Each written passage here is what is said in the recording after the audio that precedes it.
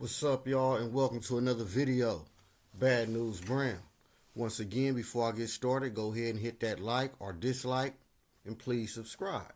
Now, this video is going to be part 2 from the video I did regarding identifying institutionalism in ways to counter the institutional or criminal mindset.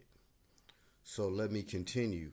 Now, in the first video, I mentioned a few things that may contribute to the institutionalizing a person's mindset.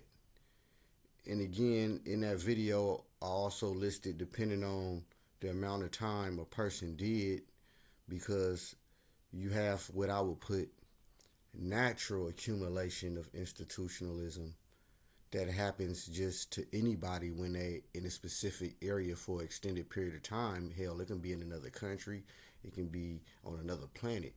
You're going to adapt. But I also mentioned points that may take effect in, let's say, somebody that's what we call doing life on an installment plan. And this is more or less where the whole criminal mindset sets in a person and they become a repeat offender and etc. But anyway, in this video, I want to speak a little bit on what happens when you outside of prison. And this is not really going to highlight on the, how should I put it, the way institutionalism affects a person. This is more or less on the opposite end on ways to counter institutionalization, as I should put it.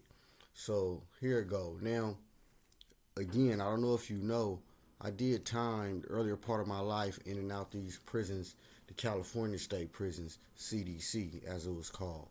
I discharged the P number.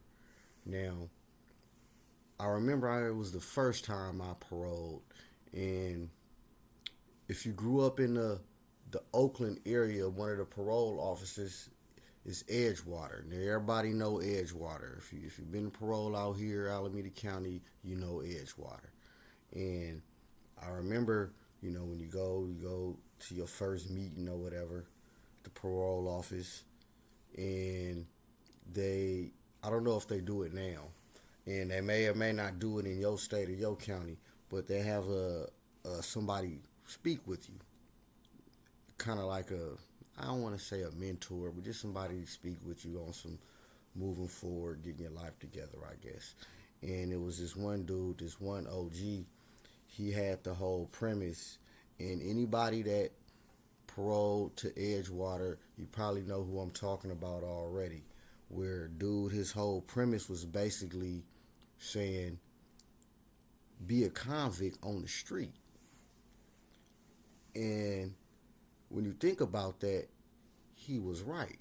Even when I heard it then, I understood what he meant. And then when you first hear it, you really don't know what he's talking about. But basically what he mean is, and definitely if you've been on YouTube listening to all the prison stories, especially concerning the California prisons, you've been hearing about how certain groups or people conduct themselves inside a prison, as far as mind, body, and spirit, taking care of themselves, being on point, looking out for their people, being what we would call a good pillar in society, in the community. So the OG premise at the parole office is, well, why don't you carry those same habits to the street? Notice how in the pen you get up early, you work out, you're doing all these good self-improvement activities, but then when you hit the street, you just do away with everything, and then you end up coming back. So that was his old premise, again, like I said. And listening back and seeing what I'm seeing now online, it's pretty much the same. You need to carry that same mentality. So as far as countering institutionalism, ironically, is going to actually take a convict mindset to perhaps liberate a lot of guys or a lot of people from the criminal mentality or the institutionalism mindset. Now, of course, this is definitely easier said than done because I conclude that, of course, on the street there's a lot more vices and distractions as opposed to when you in prison. A lot of people would argue, well, it's kind of easy to do the right thing in prison because you ain't got nothing else to do. And it's a little bit of truth to that, but then again, that's not necessarily true because there's a lot of other activities you can do in prison that don't have nothing to do with rehabilitation, as I should put it. Again, like I said, it's just because you've been to jail a lot of times don't mean you know how to do time. So I can actually go to prison and play dominoes, cards, gamble, drink, talk shit, and occasionally work out the whole time. And I pick up one book. So you don't necessarily mean just because you in jail you got to do the right thing. But anyway, so I want people, when you listen to this video, I want you to kind of focus on that, especially if you didn't been in and out of jail or prison, and you may have heard a speech similar to that before. Perhaps maybe at every parole office they might got somebody that give us this spiel. But again, that is real spiel, and I kind of want to reiterate that, especially for the young guys who ain't been to prison and unfortunately you might be on your way. Keep that in mind. Like I said, man, you want to learn from people that have already been there, but again, some things you just gonna have to learn on your own, for better or for worse. So it is what it is. But at the same time, all the good qualities that you may learn while you inside, and I hate to even call it good qualities, but it's more or less positive qualities. And hey, you can learn it anywhere. If it take you going there to learn these qualities, that's what it's gonna take. But at the same time, carry it out to the street. And that really applies to anybody, even me included.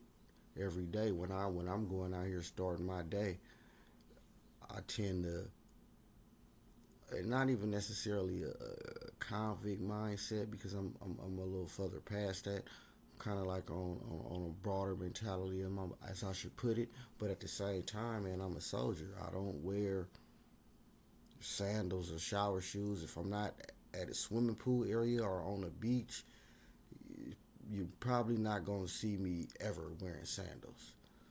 I'm going to be in some shoes or some type of boots. But anyway, it's more to it than that. I just want to put that out there real quick.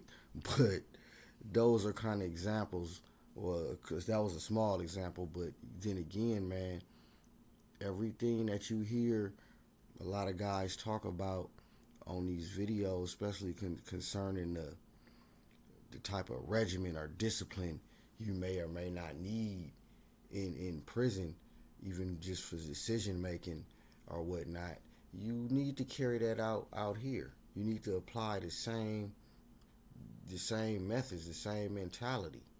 You know, when you was in there, when you was thinking about your family and all that stuff, and you know what I'm talking about. Think about them the same way.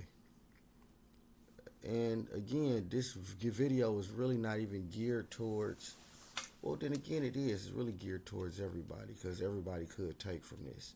And this is part 2 to the whole institutionalism mentality and criminal mindset. And again, this video was focusing on, actually, ironically, carrying the criminal mindset into the streets when it comes to conducting yourself like a true convict as opposed to an inmate. And y'all just take that, take that. No P. Diddy. BadNewsBrown, man. Y'all go ahead, man.